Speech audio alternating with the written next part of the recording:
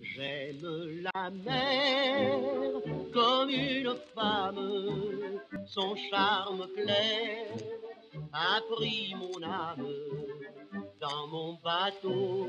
Vàrem desembarcar junts. Vorejàvem el canal en direcció al centre de la ciutat. Ja trepitjava terres de França. El sol balandrejava sota els meus peus com si encara em trobés a la coberta del vaixell. Era sorprenent de veure les naus dins el cor de la ciutat, les grans naus avançant per un carrer d'aigua davant de les cases.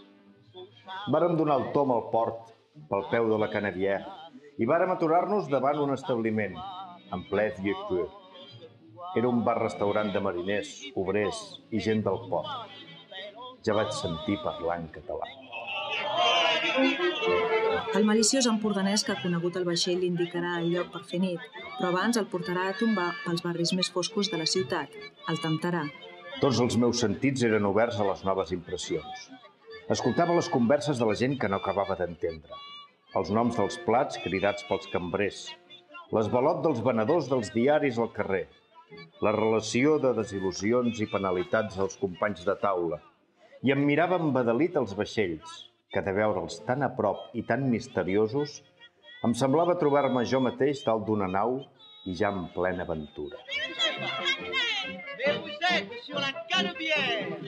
La Canebière, amb les terrasses dels cafès i dels restaurants plenes de gent, de música i de llum, va treure poderosament la meva atenció.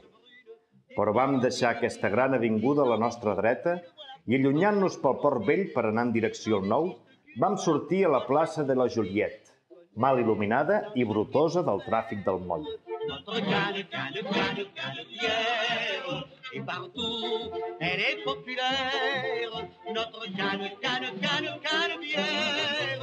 Ens vam asseure a la vorera d'un bar. Jo hauria volgut anar cap al centre de la ciutat, resplendent i luxós. A la Joliette no sabia per què, tot em produïa malestar. El fet de trobar-me lluny del centre brillant de la ciutat, la fosca de la plaça, la proximitat del port i la llegenda de Marsella com a lloc de gent de mala vida, tot contribuïa a augmentar la meva inquietud aquella nit.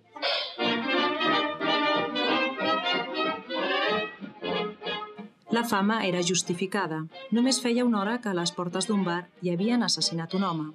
Puig se'n volia entornar, però l'altre no el deixà, tot assetjant un grup de dones begudes. A Puig li fa vergonya tot això. Decideix que ja en té prou i se'n torna sol al bar dels catalans. Per fi, després de molts toms, vaig reconèixer els llums de la plaça de la Joliette. M'orientava per tornar a casa.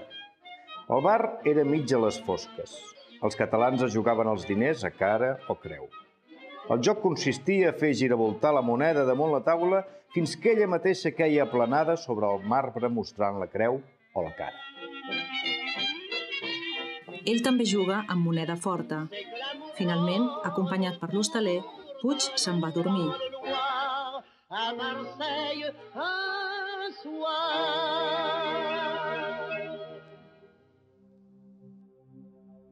Per la finestreta penetrava la claror somorta dels fanals del carrer. Ajagut al llit em vaig riure de les meves temences. Per què m'havien de robar? Has de voler conèixer el bo i el dolent. És per això que surts a córrer el món. Com si hagués tingut una premonició, recela del company d'habitació. I tot badallant, s'adorm com un plom.